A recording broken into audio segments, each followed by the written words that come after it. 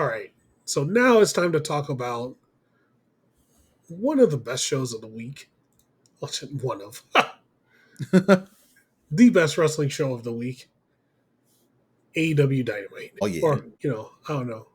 Collision might be better this week. But still, I'm going to talk my shit. AEW Dynamite, one of the best wrestling shows of the week. Hell yeah. And man, yeah, this episode, they started out with straight fire, man. They were going in. They were on fire. They were going in. And hey, everybody was fired up. We started with Mox, interview with Mox and the Death Riders. 99.9% it was Mox. And it starts about, Mox, he's talking about the talent in the back. He's like, hey, we have the best talent, the best roster ever assembled in a single wrestling company. And he's pretty much saying, like, whenever somebody steps up, they don't want it enough to take it. Well, it's not that they don't want it enough to take it. It's just that your 50 goons come out and fuck up the match, right? And then he does the one thing that's the telling thing that debunks like half of everybody's bingo cards and, story assumptions. He talks about Matt and Nick Jackson returning. And he had a very stern warning. He was like, hey, you're returning. You're this. He's like, I don't know what the hell you guys are even. What the hell you guys are anymore. He's like, you got a suit. You became VPs of something and you don't even know how to handle it. He's like, be very careful of the decisions that you make and think about it before you make any moves. I'm like, uh-oh. Mox with the stern warning there. And then right after that, we go straight to the match. Mox is coming out to the ring and we got Mox versus Shibata. Crazy opener, by the way. Yeah, it was. So I didn't go move for move. Like my whole summary for this week, I didn't go move for move like I usually do. Mm-hmm. Trying a little something different. But, man, let me tell you, in the beginning of this match, Mox was trying to roll with Shibata for a little bit. Very dumb mistake. We all know that ain't happening. No. You ain't rolling with Shibata and you ain't going to win. There's very few people that can win, okay? Maybe like Suzuki or like maybe like a little bit, Samoa Joe, but you have to be somebody that can really roll to fucking get one over on Shibata. And yeah, Moxley, it wasn't working, dude. No, not at all. But it was a good back and forth match, man. But it ended up, so here's the sequence of events that happened towards the end. Mox hits Shibata with a pile driver. Shibata pops up and, Moxley is up. He's laughing after he did the pile driver. Shibata popped up, immediately did the PK to Moxley. Knocked his ass down. Shibata picks him up and goes for the sleeper. Well, I'm not the sleeper. It's the, choke. And then Moxley, while he's in the choke, he's feeling he going down. So he does whatever he can to get out. So he gouges Shibata's eyes, and then he goes for a choke of his own and goes down, pins Shibata's arm so he can't get out of it, and then gets the win. So Mox wins by the choke. But overall, I just want to say, because, I didn't go completely through the match. This was a fun match. Definitely watch it. You got a chance. Like, yeah, for an opener on Dynamite, did not expect the world champion to be out there on the opening. I feel like that was like I feel like that was like a low key message to like just people, because honestly, that actually could have been a shot directly at me. I'm not gonna lie, because remember on the last episode I said Moxley should go away for a little bit, take a break. The first thing we see is Moxley, so that easily could have been a shot at me. I'm pretty sure it wasn't, but it's funny that I said it, and then like a few days later, Mox is the very first thing we see on TV. He's the very first thing you see him, like literally the first like 20 minutes. Yeah. So he's like the focus too, because I also said that Moxley's like the most boring part of what's happening right now, and he was like the focus of the first half hour of the show. Hey man, like maybe we got low key talk more shit and it'll happen, right? Maybe. I mean, look, I don't know how this is gonna come out, but y'all hear our hour talking shit episode pretty soon. So at the end of the match, the Bucks come out and immediately they explain why they cost Swerve his title shot. They're like, first they did it for the Hangman Adam Page. And the second, they did it as a peace offering for the Death Riders. Because they're like, hey, imagine what would happen if the Death Riders and the Elite become one, and we start, pretty much taking over. You're like, hey, Mox, get you and the whole Death Rider crew out so we can get in here and talk. And immediately after he said that, Kenny Omega comes out. Man, Kenny Omega was on fire today. The Dookie promo. Had people chanting Dookie and everything. He talked. If you haven't heard it, listen to the promo where he talks about the two Shih Tzus, which ends up basically he's talking about Matt and Nick Jackson while he was out shitting the bed, almost taking down the company by themselves because of how shitty they were. And like one of the other things Kenny talks about, he's like the last time he saw them, they attacked him while he was on the stretcher during his worst episode of diverticulitis. And then Kenny goes with like, hey, you were like, he talks about the papers that they were shredding and stuff like that. Like the first part of this episode was debunking everything. It was pretty much, all their expense reports. One of them has apparently bought a chair that's like next to his bed, watching his own bed. Another one had an OnlyFans account, I guess. So whatever. And then Kenny was like, you know what? I'm just gonna get through the middle, man. We're gonna fight. And then Kenny starts going to the ring. And as soon as Kenny got to the apron, we hear the coin drop, and Okada comes out. And man, hold on. Okada, I'm gonna have to clown you this time, bro. I'm gonna have to clown you. You come out looking like a fucking you. And please, people, don't take offense to this, but he looked like a Japanese salaryman that got off of work. That's how he was dressed.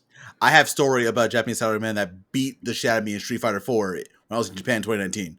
So look, I can't I can't condone that because I'm pretty sure that man will find me and beat me up in Street Fighter 4 again. So no, I'm not saying anything. I'm just saying, you look like that Japanese salaryman that just got off of work, ready for a fight. See, and that's what Okada looked like. He looked like he was mad, he was angry, and he was ready to fight. He's trying to get his hands on fucking Kenny Omega so we can get that Omega Okada at All In. And then, so Omega's in the ring by himself. You got the Bucks, you got Okada. Swerve's music immediately hits. Swerve after a minute or so, because they were looking for him where he was going to pop out, he comes in with a chair, pretty much clears the ring. The Bucks and Okada run, right? And before Kenny leaves the ring, him and Swerve fist bump, and Swerve, starts cutting a promo, and he says it's buck hunting season, and he's got a shotgun ready to blast some EVPs. And as he was about to say something else, Pac comes out and fucking knocks the shit out of him. And that was the end of that promo. And guess what? Guess what happened? What happened? We led right into the match with Swerve and Pac. Mm-hmm. We can talk about this, and we can talk about our thoughts after, because I guess there's a Hangman segment after, but we can talk about our thoughts after this because there's a lot going on. Yeah, bell rings because of course second Pac attacked him and went to fucking commercial. And apparently, Pac was all over Swerve during the commercial break. But when we came back, Swerve tossed Pac into the corner and started beating the shit out of him. He was throwing the punches and kicks. He immediately took over. He threw Pac outside the ring, did some kicks and things like that. And when they got back in the ring, this is when shit went wrong. Pac tried to do a Hurricane Rana. Swerve did a counter. He picked up Pac and tossed him for the turnbuckle powerbomb. And that went completely wrong because Pac landed on his leg weird and he got injured at that point. So they rushed to the end of the match. Swerve won by hitting the Swerve Stomp. And yeah, like Pac was legit injured. He couldn't even stand up because he rolled out of the ring for a second. He was talking with the ref, and then Pac rolled back in the ring. I think he let Swerve know. He's like, "Yo, dude, I'm hurt." And then they went and finished him. So I don't know what it was. I haven't heard anything yet or what the injury was, but I hope he can recover. Have safe recovery. If it's nothing bad, if anything, it's just a sprain or something. Hopefully. But his leg was marked up and all that stuff from missing a turnbuckle, which is going to lead me to something else: the fucking turnbuckle powerbomb. Yeah, that buckle bomb. When that shit goes wrong, that is like the move where when shit goes wrong, it goes wrong. People seriously get hurt. I know it's an accident and things like that. I'm not like bringing out the pitchforks or whatever, right? Like, I'm just saying, when the turnbuckle powerbomb goes wrong, people get serious injuries. Hopefully this wasn't too bad, but took Sting out when Seth Rollins did it to Sting. Seth Rollins also took out Finn Balor, Mm-hmm. like right at the beginning of his Universal Championship run. He never got a chance at it back again. Mm-hmm. Right, same move. So I'm just wondering, that move is just worth doing. I'm not saying you gotta like take it out, but there's too many things to judge on that move, like distance and things like that when you do it. So personally, it looks cool. The move looks cool when it's done right, but there's too many variables, and when it goes wrong, it goes wrong. Yeah, I think the thing about the buckle bomb that makes it like worse is that all the injuries that come from it. And granted, like the examples you gave were like years ago at this point, right? But Yeah. they were like story changing injuries. Yes. So like it's easy to put it under a microscope because it sucks, right? It just sucks because Pat gets hurt like last week. Sting and Finn Balor get hurt years ago. There are probably other countless people that aren't like on like a national TV that have been hurt from the buckle bomb, right? Yeah. It's a hard call. I would definitely, whatever wrestling companies feel like they want to do with that move at this point, they can do it. I don't think if it's gone, I don't think I'll miss it. No. No. Me neither. It's just if somebody could do it and make it safe, that's cool. But I'm just saying, like, I'm not saying ban the move or anything like that. I'm just saying there's too many variables for that move to go right and wrong. It could go right, looks great. It could go wrong and goes terrible. Somebody's Yeah. career is ended, or somebody's out for almost a year. Right? Yeah, we still don't know at this point. We really don't know what's happening with Pac. All we know is that he left in crutches. He left with crutches, Yeah. and we're gonna talk about this later. But it's to the point where he was replaced in a future title match for the trios. Yeah. So like at least for the foreseeable future, at least for next like week or possibly two, no Pac. Yeah. Hopefully, it's nothing. Nothing like completely bad or anything like that. Hopefully, it's just like a sprain or something like that, and not a break. That's the hope. Right. That's the hope. Let's see. So yeah, what did you think about that whole giant first segment? This whole thing, I can break my thoughts down into one sentence. This was anarchy in the arena setup. Yes. With this still, even without Pac, hopefully, like it's in a few weeks. So maybe depending on what Pac's injury is, maybe we can see him, maybe not. But either way, this is potential to be the crazy anarchy in the arena in AEW's short history of doing them. That's really it. Yep. So it's going to be Team Swerve versus what was it? It'd be Team Death Riders or Team. It won't be Team Elite because there's so many Death Riders. So we'll see. I think the teams are going to be, if I had to guess on teams, Yeah. and we still got to get this set up right. It's going to be Moxley, Claudio, Yuta, and now with Pac gone, you can put Nicholas and Matthew right in there. That's 5 against. I guess the easiest way to do it would be like Samoa Joe, Katsuyori Shibata, Hook, Swerve, and Hangman, and you can keep Omega out of that. You can keep Okada out of that, and they can do their own things later on the pay per view to set up their match eventually. But those would be my guesses if I had to pick the 5 for each team. Yeah. Yeah. I think so. Yeah. It's hard to go against that. Maybe not. Maybe not the Ops though. The ops are actively going at the Death Riders also. Right, but you got Hook that's probably never done one of those matches before. No. Those matches go crazy. And you got Shibata, and I don't want anything to happen to Shibata, man. Yeah. Yeah. Yeah. Right? I don't want anything crazy to happen to Shibata. Joe's just Joe. He'll bring it.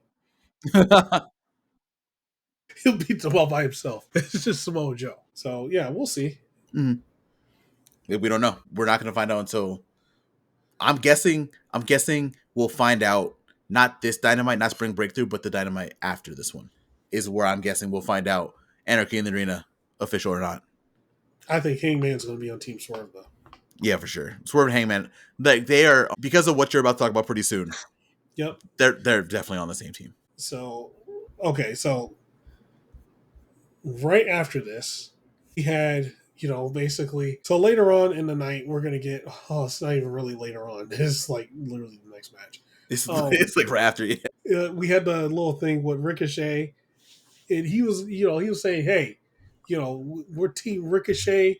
I'm the leader, and we're gonna go. We're gonna get. There's a lot of things I could use that 400K on." He wasn't even thinking about splitting the 400K, man. He was gonna take it all. Mm-hmm. And everybody was looking at him when he said he was a leader, like, "What? You're the what?" He's like, "Yeah, because I'm Ricochet." So yeah, and eventually they just went along with it. They could. And then after that, we had one of the best promos, short and sweet, by Mark Briscoe. And the word of the day was entrepreneurial. And, you know, he was asking everybody what they were going to do with their money. He's like, Osprey, what you going to do with, if you get 100K, what are you going to do with it? He's like, oh, I'm going to Disney World. And then he asked Mike Bailey, and Mike Bailey was like, well, I'm going to get shoes. And then Kevin Knight, he's like, shit, I'm going to Atlantic City. No, no, no, no, no, no, no, no, no. Did you listen to the early part of the podcast, Kevin Knight? God damn it. Oh, you know what? You know what? You're right. We're gonna say Atlantic City. That's not where he's going. We'll say that because you know what, Prophet. I was about to say no, Prophet. You're right. We shouldn't say the name of the place that he's actually going. You're right. You're right. Yeah, no, we probably shouldn't. You're right. I'm gonna shut up. You're right. You're right. And then Mark Briscoe was like, well, I'm going to diversify my portfolio. Also, probably not a good thing to do right now, but we're not talking about that either. But, and then after that, he went into full Mark Briscoe mode. And right after this, we had the Owen Hart, the women's tournament hype reel. And it's going through all the matches that have been done so far. Pretty much hyping up Mercedes and Athena. We ain't got there yet, but it's pretty much hyping it up. And like right after this, like Renee catches up with Hangman. And Hangman's like, I don't even know who I'm going against. Like she's talking about the Owen. He's like, I don't know who the hell I'm going against. So what do you want me to say? You know what? Get out of my way. he goes straight to Swerve's locker room. And he's like, where is he at?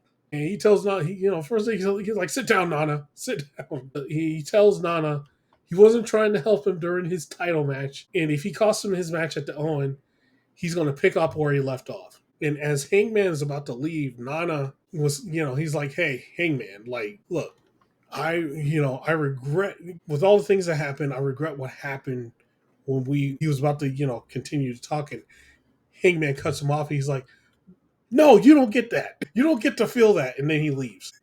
So the Hangman thing is such an interesting thing. It's like small bits, but they're like some of the most interesting parts of the show. Because he doesn't want to hear it because if he hears somebody apologize for it and apologize about it, and he tries to, say Swerve it's like, yo, I'm going to make amends with you about this, then he has to. And he has to come to terms with it. And he's not ready to. Mm-hmm. Because what people don't want to, for whatever reason, people don't want to admit this, Hangman also did bad things after this. Yes. And yes, did Swerve do some awful things to Hangman? Yes. No one's saying that he didn't. But you don't retaliate. You don't retaliate doing bad things with more bad things. You don't. I mean, you can, but you don't. So Hangman's going to have to, once Hangman hears that, I don't think he's going to get an apology. No. I don't think he's getting an apology, but he's definitely going to have to face what he did with Swerve. He's actively continuing to look for Swerve now, because now he was trying to justify what he was about to do. What he was justifying what he was doing at Dynasty. Yeah. It's like, I wasn't helping you out, but he was helping him out. He wasn't helping him out. He was. He just can't admit it. Yeah, he can't admit it. And we saw. He was lined up for Swerve in the beginning of that, when he was about to do that buckshot lariat. And then he moved over. And he lined up for Mox, and that's when Pac jumped in, right? So he was probably going to hit Mox with it. But he ended up hitting Mox with the dead eye anyway, right? Mm-hmm. So, yeah, and the other main thing, too, is, Swerve admitting guilt, right? Hey, yeah, I did it. Means Hangman has to admit his guilt. He's not ready to admit he's guilty or what he did was wrong. So Yeah. it's an interesting. It's like small part, but it's like one of the most interesting parts that has like many threads. That's Hangman. Like right now, top two people in the company, straight up, Swerve and not Swerve and Hangman. Swerve is definitely up there. Tony Storm and Tony Storm and Hangman. I don't know Yeah, why it was so hard for me to do that. Tony Storm and Hangman are two of the best people in the company right now. yeah, They know exactly what they're doing. Hangman and Nana back there, that felt like an actual like drama. Like I felt like I was like watching that on like a TV show somewhere. It was great acting, I think. So oh yeah, yeah. Like, can we hold on before we move on to the match and we're talking about Prince Nana? mhm. Can we talk about how good he is? God, God, can we? Nana, where can we even start? Swerve would not be where he is right now without Nana. Full start. Swerve and Ricochet, they were having a great thing, right? But the dynamic between Swerve and Nana about the robe was also fantastic. And Nana can fucking that motherfucker can act, bro. Yeah, Oh my god. because he brings that. The thing he brings is that contrast with Swerve, right? Mm-hmm. Because Swerve is brooding, angry, mean, all that, right? But Nana has like he's not necessarily the opposite, but he's the more like he's the compassionate one of the two. He's the one. If you're gonna do something that's like feelings wise or things like that, Nana knows how to deliver it, and fuck, he delivers it insanely well.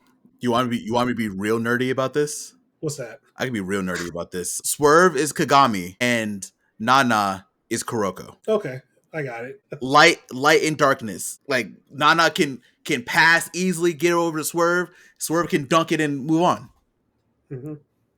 Just that was a very bad. I've been watching Kuroko no Basket lately, Yo, but I was about to shout the show out too because that show's fire, man. it's good. But yeah, Nana. A lot of what like you already said this. A lot of what makes what Swerve work is having Nana at his side. Like at this point, whenever Swerve or Nana or whenever Swerve is around and Nana's not there, it feels like something's missing. Like he had that promo in Vegas where Nana wasn't there, and it just felt like it was still Swerve. Swerve was still getting cheered and still Swerve, but it just didn't feel the same because Nana wasn't there. So it's Nana. If no one's giving Nana the credit that he deserves for what he's been doing with Swerve, or honestly his whole career, but especially Swerve, now's the chance because it's been incredible. Yeah, Nana's incredible, dude. Like he goes, like anytime he does like one of these things because like he did it with Ricochet, he did it with now he's doing it with Hangman and things like that. Mm-hmm. We could go back to like when he was in the ring with Ricochet and he was asking for the robe back, and like in all sincerity, he's like, "Come on, man, I'm telling you, man, come on, just give me the robe back," And now that whole thing going on, and just yeah, Nana's fantastic, dude. Like Mm-hmm. I just wanted to give him his props. Hell yeah, man. But right after that segment, the Hangman segment, we got the 8-man tag, the 400K money match between Ospreay, Speedball, Mark Briscoe, Kevin Knight versus Team Ricochet, which is Ricochet, the Crew, and the Beast Mortos. Look, there's no way in hell I could go beat for beat like talk about like what the hell happened in this match. This match was my first notes is this is the car crash match because shit is just gonna go everywhere. It's gonna go insane, and it did. But like we can talk about the start, like in the beginning of it, Ricochet starts out. It's him and Mike Bailey in the ring. He immediately tags out to Mortos, and after that, like there was a whole lot of things that happened. Anytime somebody from Team Ricochet got the hand up, Ricochet would tag himself in and then start beating up the guy. And if somebody else tags in, he just runs out. He just tags somebody else in. But the great thing about this match, everybody shined, I think, Mm-hmm.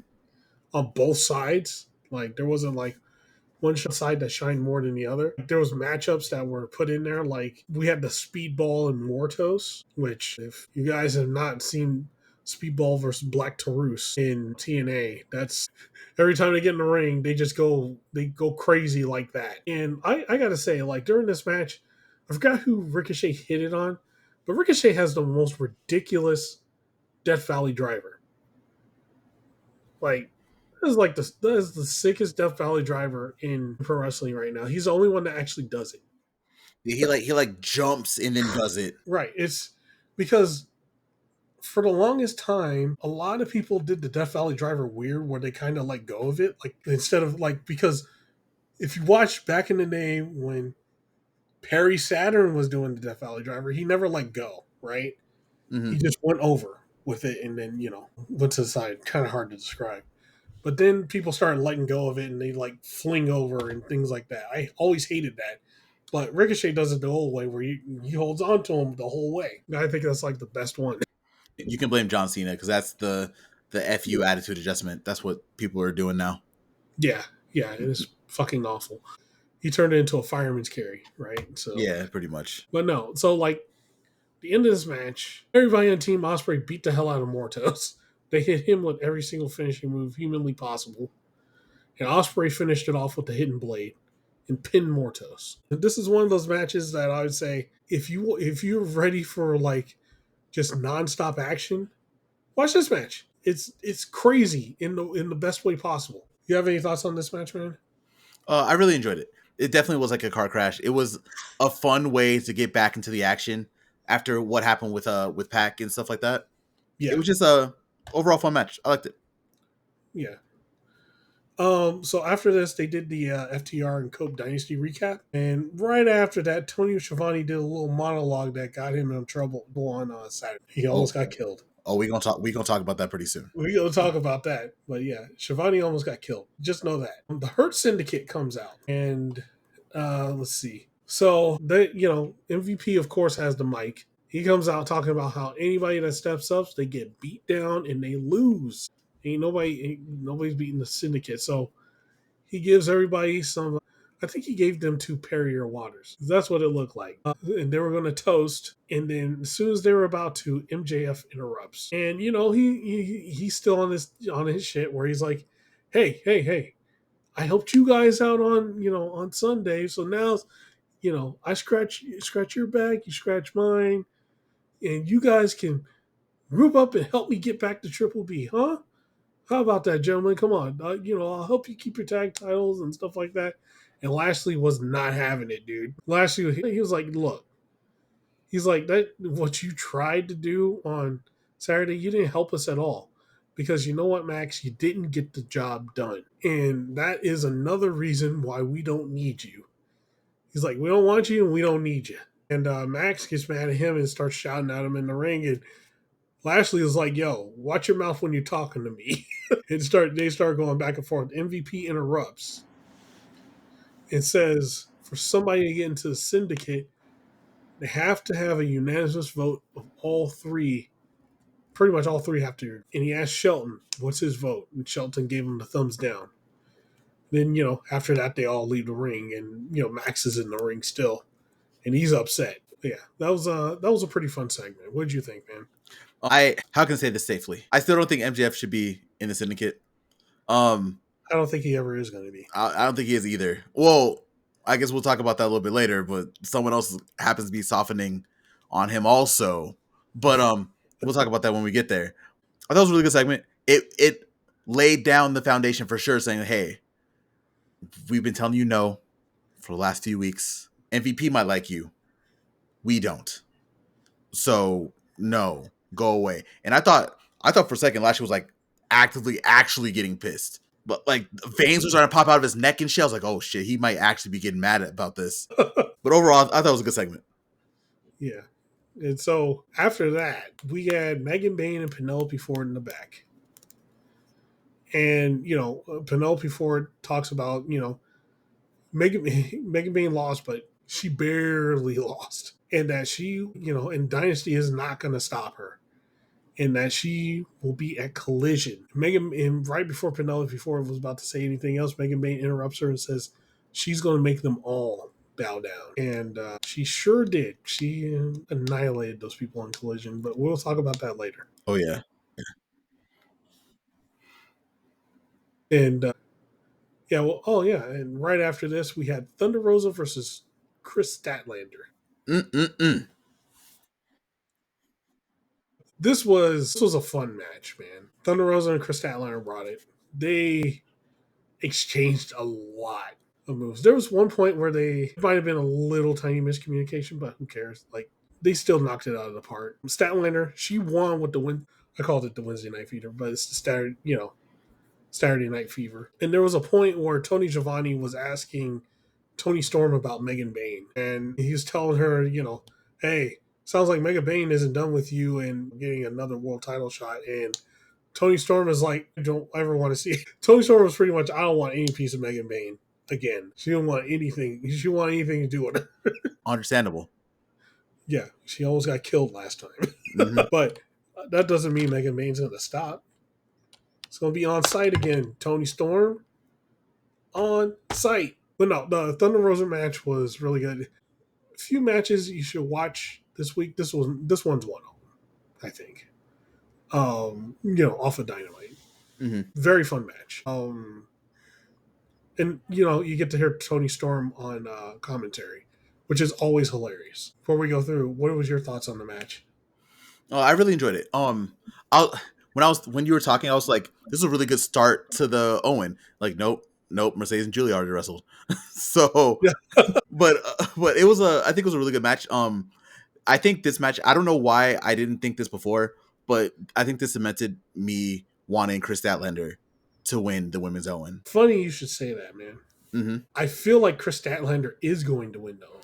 I really hope so. Like it's much like no offense to anyone. I guess it's not really an offense thing, but I would love to see Stat beat Tony for the world championship. I would love that. It's either Stat. Well, I don't think Stat's going to win. It like even whoever wins the tournament isn't going to win the world title. It's possible. I think that is reserved for Megan Bayne.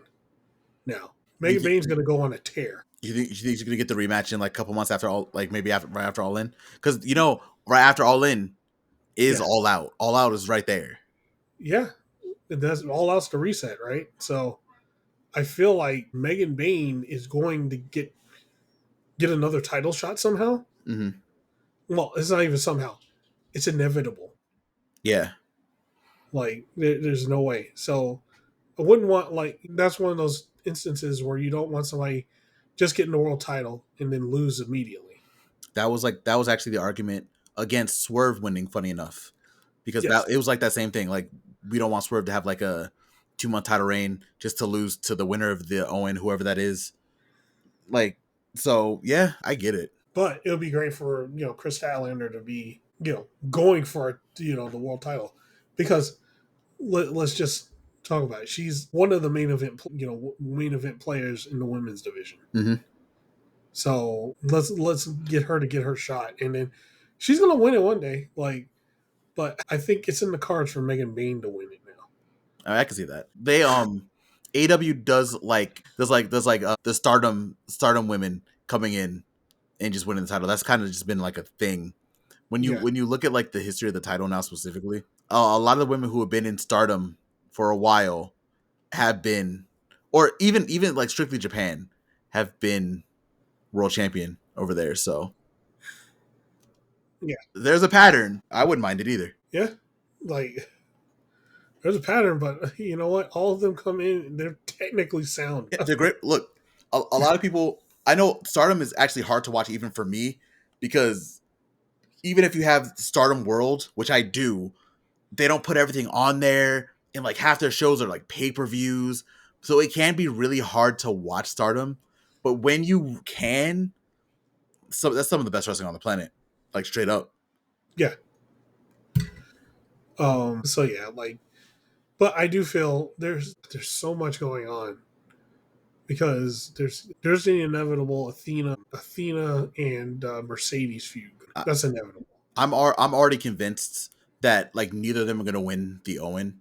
Like Right. I've already convinced myself that whoever wins that match this week, spoiler alert, we're getting Athena versus Mercedes this week. We'll talk about how it happens later, I guess.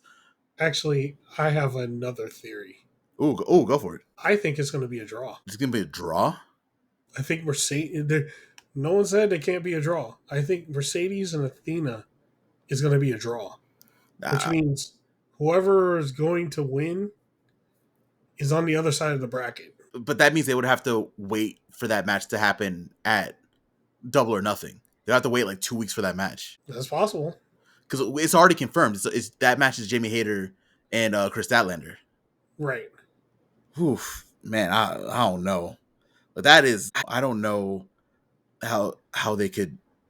I guess there's a time limit. They can do like a time limit draw thing for your They scenario go to work, double count out. or double count out something. Yeah. Because I feel like it's going to be something to make it them to escalate. Because if somebody just wins right off the bat, then of course it's a non-title match, right? So Mm-hmm. maybe they can challenge them again. But I don't see them bringing Athena up and then her immediately losing to Mercedes.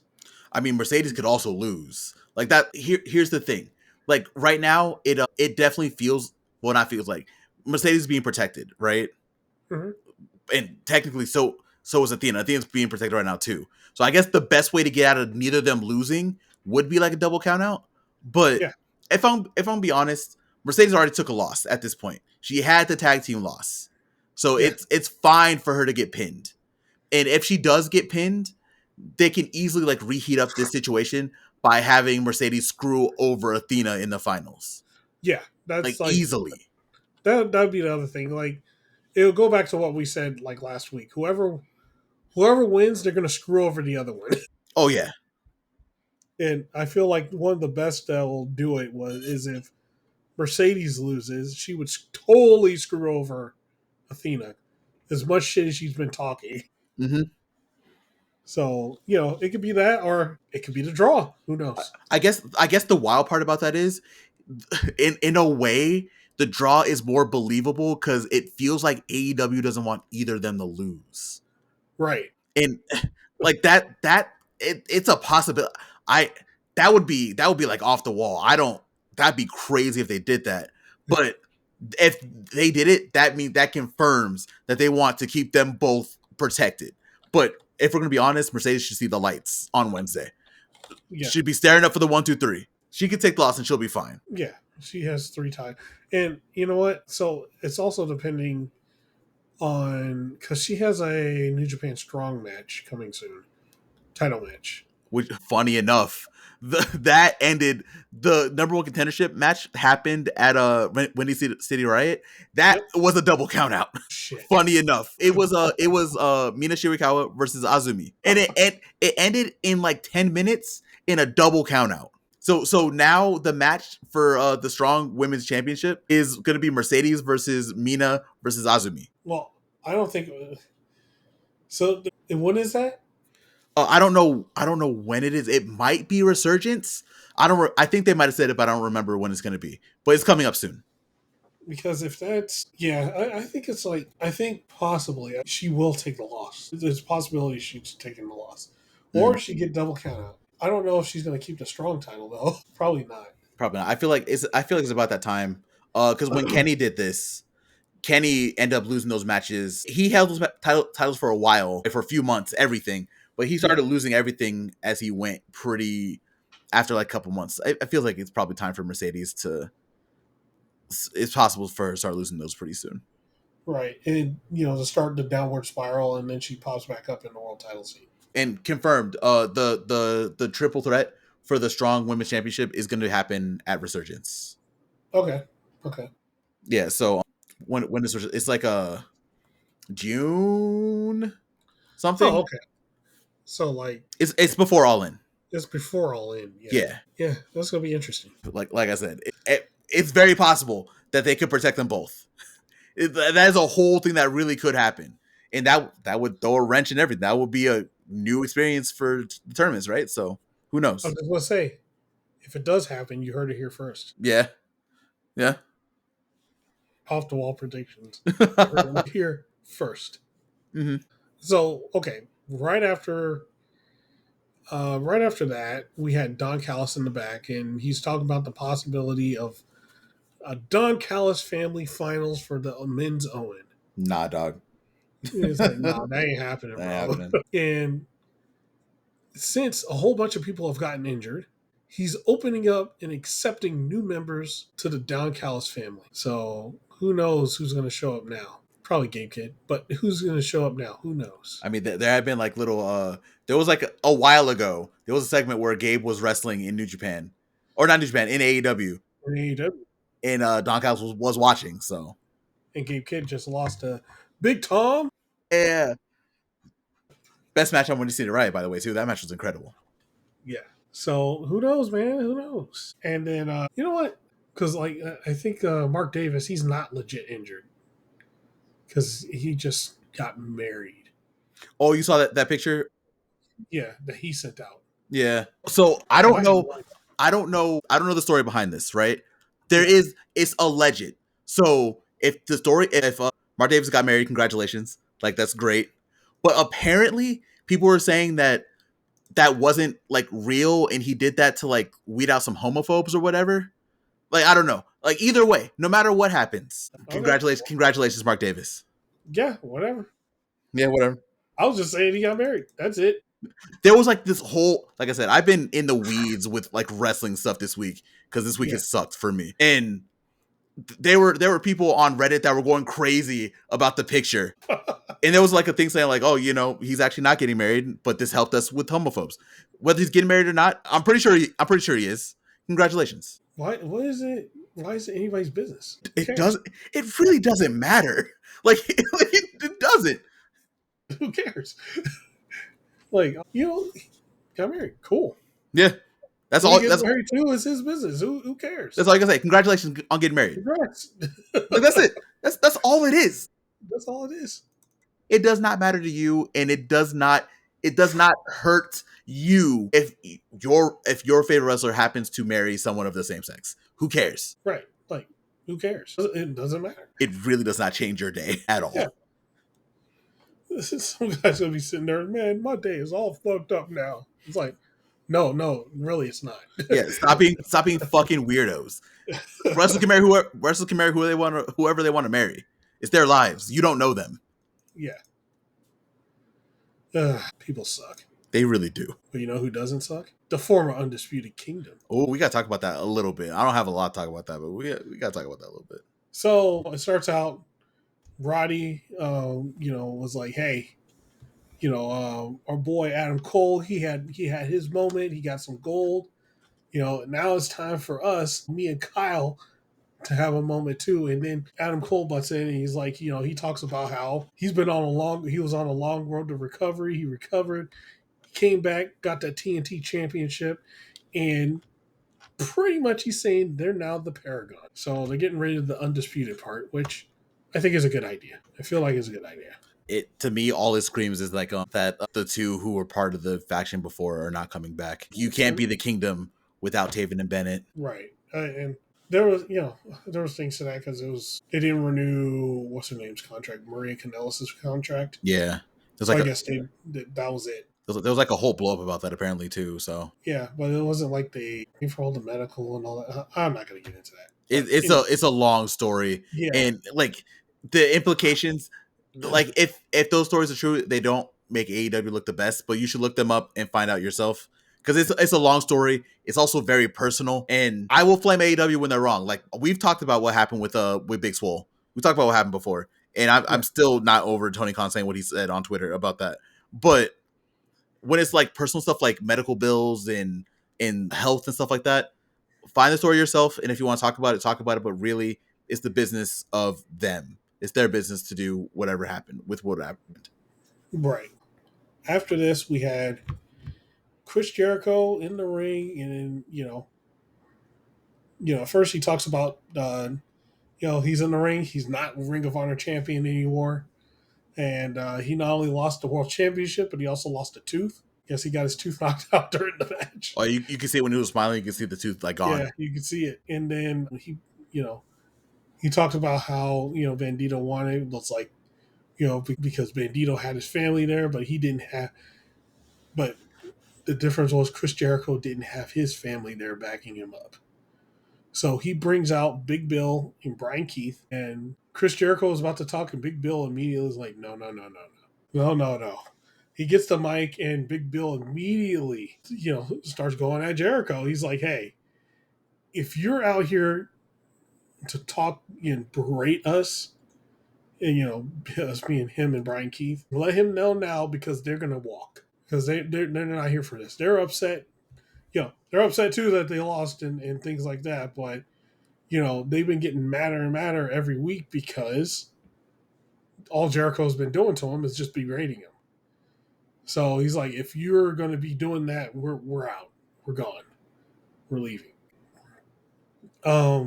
Jericho was like, oh no. Like at first, Jericho was smiling that Big Bill did that in a way, which was kind of interesting to me. Like he was like, oh, finally they're fighting back. But Jericho says he lost the ROH title because he wasn't there, but he's not going to blame it.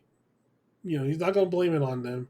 He says he's not angry. He's disappointed. And then as he was saying he's disappointed, he starts hitting shit with his bat. He's like, I'm disappointed. And he broke that fucking TV in the ring. And he just started like tossing stuff around, hitting everything. And then he says, well, until you guys get it together, I think it's best for me to leave. And Jericho leaves the ring. Update is he is taking a long vacation, which is great. It's fantastic, as he should. I will say this: I don't know how true this report is because you never know, but Jericho might want to go back to WWE. I don't know how true that is. I don't. We don't know if that is true, and if this is the last time we saw Jericho on AEW TV. I don't think it is. I think we're going to see him again. But No, I think he is a. Wait, no, it can't be because he just recently re-upped his contract. Oh, he did recently. Yeah, for another like 3 or 4 years. Oh yeah, so yeah, he'll be back. This is definitely a break. This is a much needed break for us and for him because he's need to go away for a while. Yeah, but look, he's been working that whole time. He hasn't stopped. Yeah, that's one thing which you can't say about Jericho. No matter how much we did not want him there, he was still there. He was making the towns every week. But yeah, it's best for him to, no matter what's best for him to take a break and let him come back whenever he's going to come back. Which potentially it might be a while, but we might see him at All In. So Jericho ain't gonna miss no stadium show. Oh hell no! So we'll probably see him in like 3 months. Yeah, and you might even see him earlier than that because he might show up in like Japan again or something. It's very possible. Right. So Jericho taking a long needed break and time for Big Bill and Brian Keith to go on a tag team tear and maybe get another shot at the World Tag Team titles. Listen. At this point, I need Sammy Guevara and Dustin Rhodes to come up off them tag team championships and the trios championships, to be honest, in Ring of Honor. Yeah. Because right now the AEW tag team titles are kind of stuck on the Syndicate for a while. There are 2 titles down in Ring of Honor that desperately need tag teams. Granted, the first team that should be tag team champions of Ring of Honor should be the Infantry. I was about to say it better be the Infantry. Yeah. But they need some titles. Big Bill and Brian Keith. Those guys are super talented, man. Oh yeah. And everybody's after that Europe show, everybody loves Big Bill. Mm-hmm. And Bryan Danielson's son's favorite wrestler is Brian Keith. Good taste. So, good taste, kid. Mm-hmm. So Brian Keith ain't going nowhere. So right after the segment, we had the Anthony Bones hype reel going on, and then like right after that, they go over literally all the matches on Collision. That's gonna happen. Let's see. So we had the Hurt Syndicate in the back, and Lashley is just telling MVP he doesn't like MJF, and he's telling him they don't need him. Shelton, pretty much says he agrees, but he says, little George Costanza is funny though, and almost. But the thing was, he caught Lashley off guard, and Lashley almost started laughing. And he kept his serious look and walked off screen, so he was probably laughing his ass off. And him and Lashley leave. MJF comes in the locker room, and he pretty much asks MVP why they keep treating him like a bitch, and he asked him, "Hey, do they know who I am?" MVP stops him. He's like, Yes, Max, that's exactly the thing is. They know who you are. And they know what they know your reputation precedes you. And MVP was like, "Hey, this at the end of the day, this is a business, and you have to find what the consumer wants and give them what they want." So, and then MVP leaves, and MJF is just thinking. He's in deep thought. Mm-hmm. So after this was our main event. We had Claudio and Wheeler Yuta versus Joe and Hook. Yeah, this was kind of a war for a little bit, man. Yeah, it was. Claudio is on his Space Marine shit as usual. Mm-hmm. He was decked out in his Ultramarine gear. He was ready. He's addicted to that game, by the way. Addicted. That game is sick as fuck. It's pretty good. It's pretty I good. ain't gonna lie. It's pretty fucking good. But he's coming in with more of those little scripture tag things on his jacket, which is hilarious. But yeah, it's what you expected of like Joe and Hook versus Claudio and Wheeler Yuta. The young guys go at it, the young guys go at it, which is, Hook and Yuta.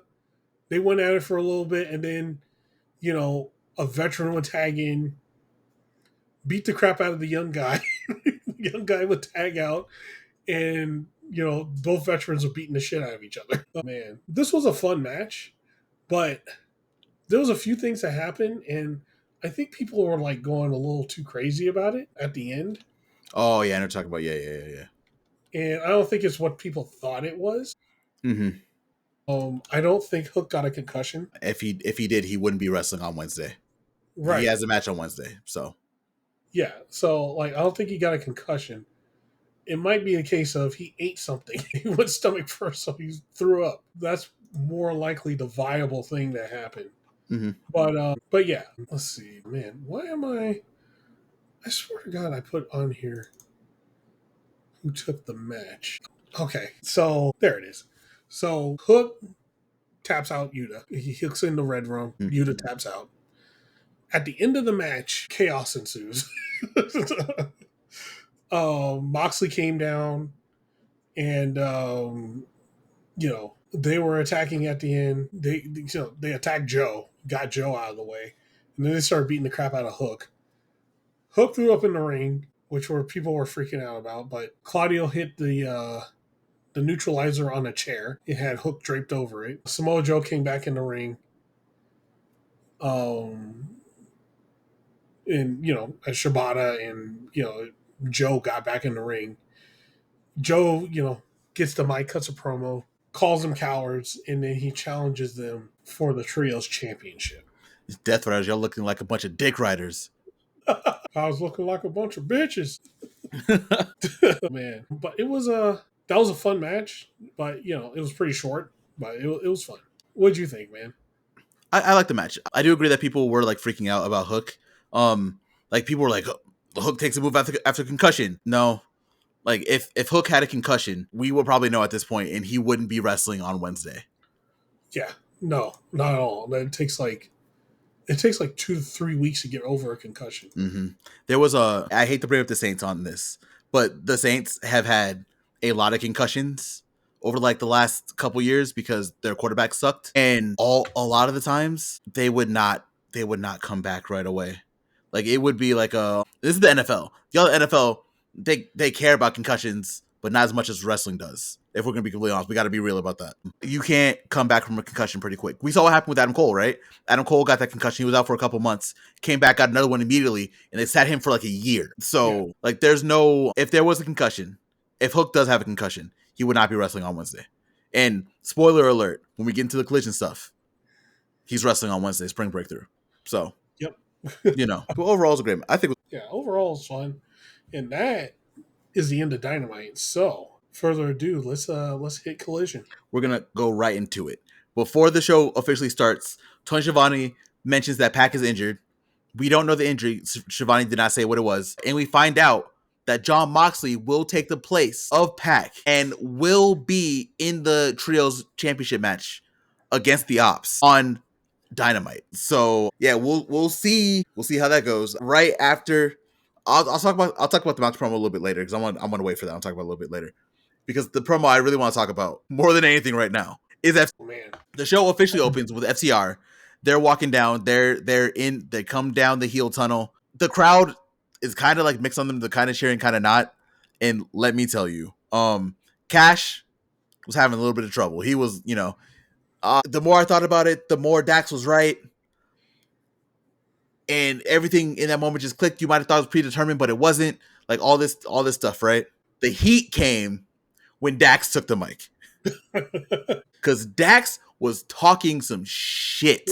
My boy was talking a lot of shit. A lot of shit.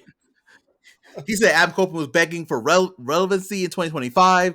He said that like FTR took 4 months to help him try to get the title that he couldn't even get. FTR, that we've won 10 world titles, 10 tag team titles across 7 different brands. And you want a second backseat? You're selfish. And then he's like, I understand a lot of people aren't happy with us. But there's one person who's specifically not happy with us that I want to talk to. So come on in here, Tony Schiavone. And Tony's like, okay. So Tony gets up, goes into the ring, and Dax and Cash are like kind of looking at him. Cash has his like arm over him. And Dax like, okay. So you were talking a lot of mess when we were 1,000 miles away. Say it now. And Tony Schiavone, without hesitation, was like, I mean, yeah, what you guys did was despicable. And then Dax was like, oh my God, I can't believe you said it in front of my face. And then he said, oh, what'd you say about my daughter? And then again, without hesitation, like, I know your daughter. Your daughter's lovely. She's very smart, straight A's, all that kind of good stuff. But would she be proud of her father doing this? And Dax is freaking out again. And my God, they're like, you know what? We don't have to take this. So they yoke up Tony Schiavone, and they're about to hit that assisted tombstone pile driver, the assisted pile driver. But Nigel McGuinness gets up out of his seat, goes in there, and stops FTR from attacking. Everyone's screaming for Nigel. Nigel turns around and immediately berates Tony Schiavone. He's like, I don't want to be in here. What are you doing? I told you not to do this. And he berates him throughout the night about this, by the way. He gives him shit the whole night. The whole night. There's about to be a pull apart. Daniel Garcia sprints to the ring to try to calm down FTR. But Dax immediately turns around and shoves him. And then he does the thing he did with Cash. He was like, oh my God, I didn't mean that. I'm so sorry. I didn't mean that. So they pick up Garcia. And that's kind of where the segment ends. We have a little bit where Tony is trying to apologize to Nigel on the microphone, and Nigel is not having it. He's like, I told you not to get involved. I told you to shut your big mouth, and look what you did. Because now FTR also threatened Nigel. Yeah. And this ain't the only FTR segment that we're going to get. We're going to get a couple more. But what were your thoughts on the opening promo from FTR? Oh, it was great. Like, Dax has that one thing down where he's just that. There's a specific type of person that when he does that little hand thing when he's talking, he does the little. It annoys the shit out of me. Like, oh yeah, I know people that do that, and they're equally as annoying. I just want to punch them, right? So when he starts doing that, I'm like, you motherfucker, you're totally doing it. So yeah, he's doing it. He's doing. I actually love the FTR turning heel thing. I think they were face way too long. Mm-hmm. I think they were good guys way too long. I like heel FTR gets it done. Just say that. Mm-hmm. And yeah, as we see throughout the show, they're on one. They're for sure on one. So yeah, very fun segment. They are immediately the top heels of Collision, by the way, now.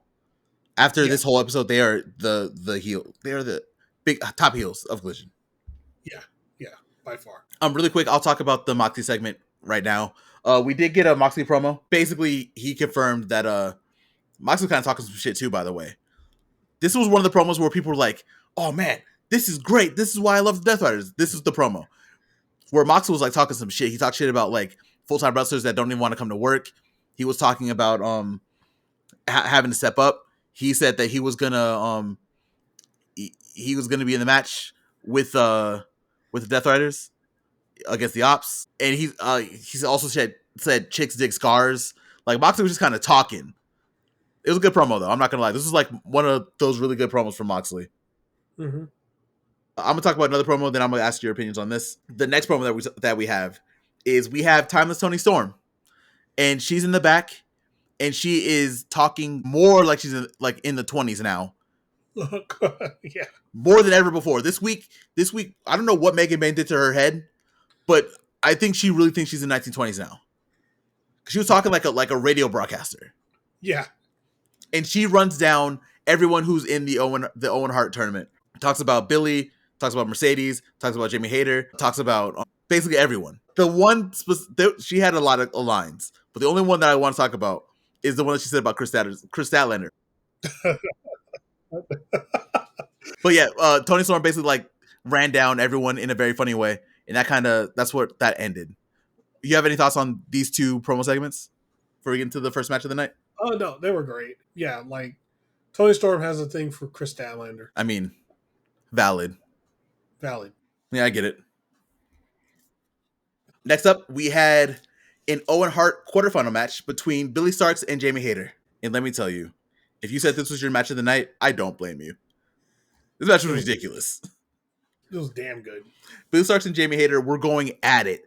Like I said, I'm not here to talk about a lot of the match and stuff like that. The one thing I want to talk about is that suplex from the apron to the floor.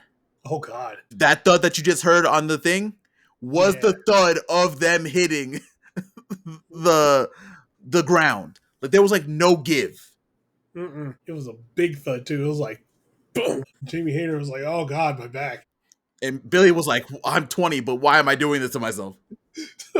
But they had a lot of really good stuff in this match. Jamie Hayter did win with the Haterade, and Jamie Hayter advanced in the tournament. So now we know at some point, we don't know when yet because it's not announced, but we are going to be getting Jamie Hayter versus Kris Statlander. And that's going to be a banger of a match. It's going to be so good. You have any thoughts on the quarterfinals? Oh, no, it was great. And it was, again, Billie Stark getting called up, and she's just showing why all that time she spent in Ring of Honor, that she's good. She's damn good. It was super worth it. Yep. Next up, podcast staples. The Gates of Agony. Yes. Have a match against Smash and Burn, a.k.a. Victims. Victims. Local talent. This match did not last long. We had a very dominant win by Khan and Toa Leona. Yeah. It was fantastic. I'm also going to take the time right now to talk about their promo segment that they had later in the night. They are going to be challenging the Her Syndicate in Boston on Wednesday. Yeah. So this is a really big test for the Syndicate now. This is probably the best tag team that they've run up against so far. Yeah. Well, actually, as far as power goes, they matched them. Mm-hmm. So, yeah. You have anything on that? No, I'm glad the Gates of Agony are out. You know me.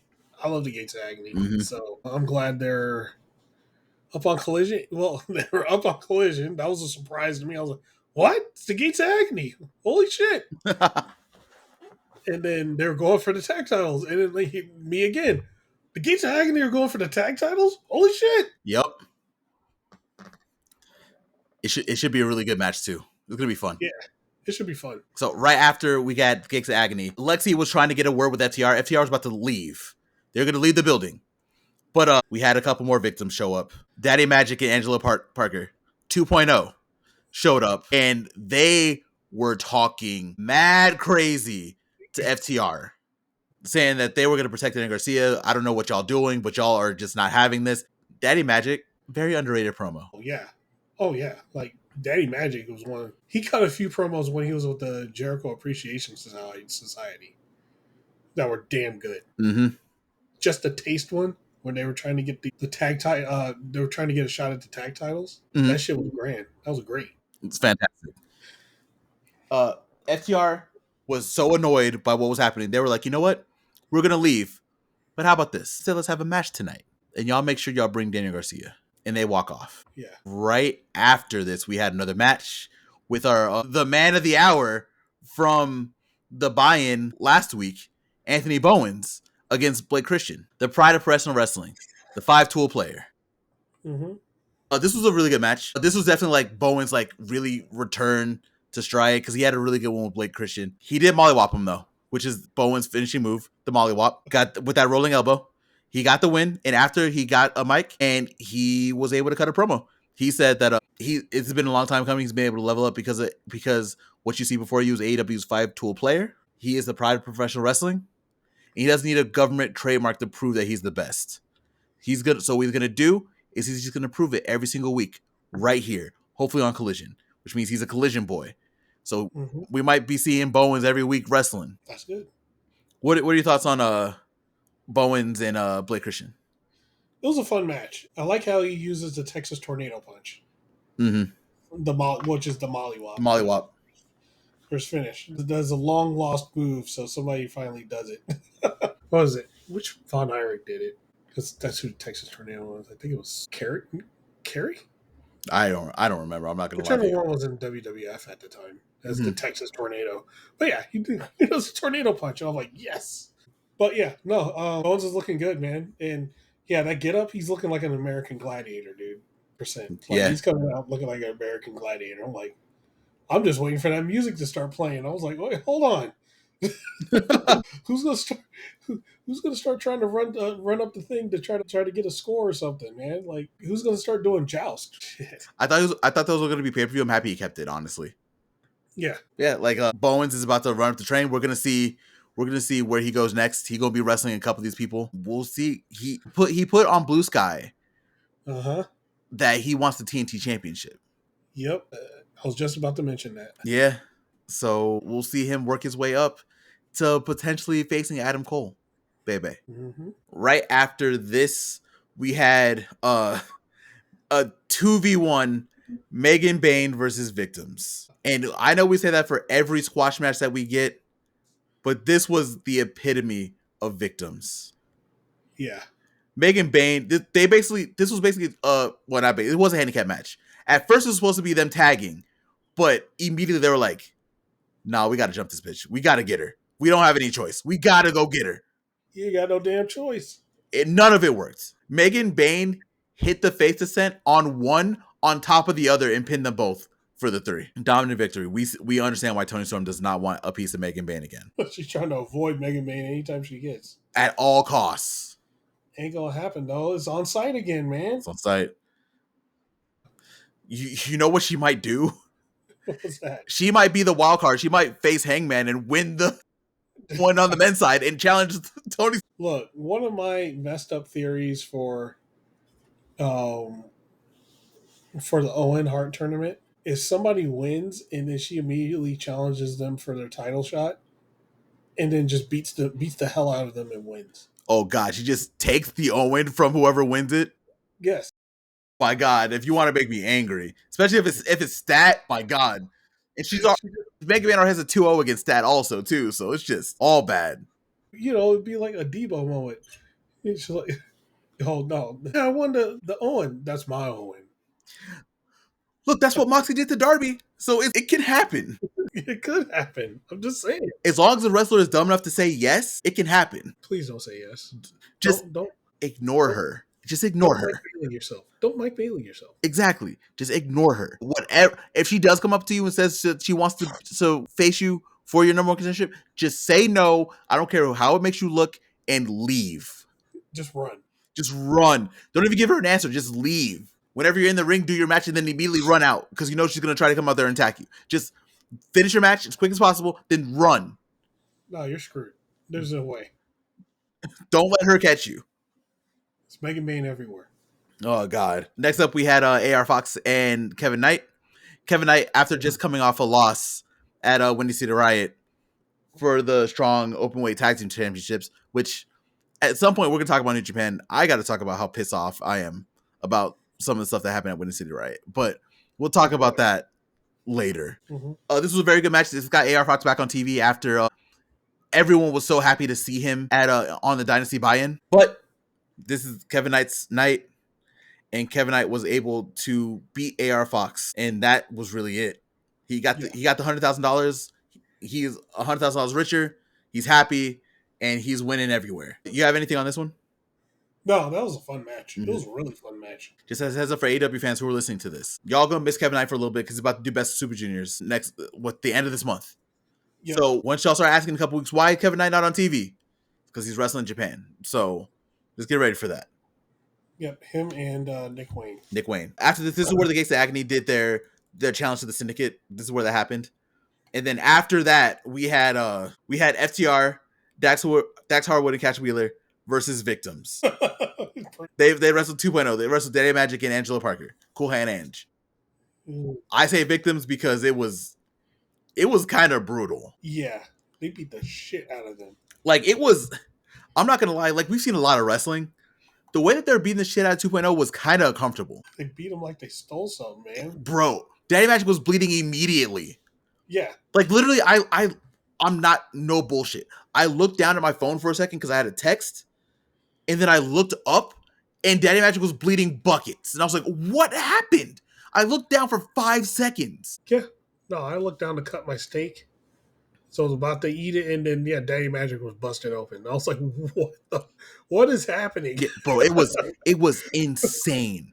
Let me tell you, it did not get any better for 2.0 at this point because No. FTR beat the brakes off of them this entire match. They got no offense. None. Garcia was out there, and Garcia was like, "Guys, just pin them. Just end this." Like even commentary was like, "End this," and everyone was like sitting on their hands because they were like, it was awkward. It was rough to watch. But here's the thing: this is not where it ends. No. After the match, FTR starts attacking them again. Uh-huh. After they beat the brakes off of them, Garcia comes in and like, "Hey, stop. And like, okay, whatever. So Garcia turns his back on FTR, and they pull him back and hit the Shatter Machine on him. Start beating the shit out of him also, along with security, because security's out there trying to break this up. They start beating the shit out of security, beating the shit out of FTR, Daddy Magic, or FTR, and FTR, Daddy Magic, Cool Hand, and Garcia. Then the Paragon shows up. The Paragon runs out to try to make the save, and the FTR runs away. Yeah. And that's after they hit the spike pile driver on Danny Garcia twice. Yeah, I didn't even mention that. Like it was rough. It was brutal, man. Like they hit Daddy Magic with it twice, and they were about to go through for a third one before Garcia like stopped them. Right? It was just FTR was in there and they were brutal, like real brutal. Like it was rough to watch, like for real rough. But the FTR, they are heels now. I'm talking about like AEW fans don't know what real heels are. Look what just happened. Yeah, look at FTR right now. And nobody was cheering them. They were more like, what the? I thought it was great. Whew. Okay, after this, we have another Owen Hart Foundation quarterfinal match between the Ring of Honor Forever Champion Athena and Harley Cameron. I'm not gonna say victim here. I could say victim here. It was a little bit back and forth, but victim could work here also, to be honest. Athena basically playing with her food, fucked up, and gave Harley some offense. But Athena, being as great as she is, was able to take control back, hit the O-Face on Harley Cameron for the win, and advance to the tournament. And then we officially got the announcement: Mercedes Moné versus Athena, semifinals, Dynamite Spring Breakthrough. And we haven't said where it is. It happens to be in Boston. By the way, for program note also, Wednesday is Dynamite, Thursday is Collision. Both live, by the way. Both live, yep. So we might have to talk about when we record. We might record that early so we can get the show out. But we'll talk about that later. Yeah, we'll talk about that later. After this, we had Mercedes. Mercedes is not there, but she had the video congratulating, not quote unquote, congratulating Athena. And she said she's going to beat the shit out of Athena. And she's going to go to All In. And Athena's just a speed bump. And then right after this, we had our main event.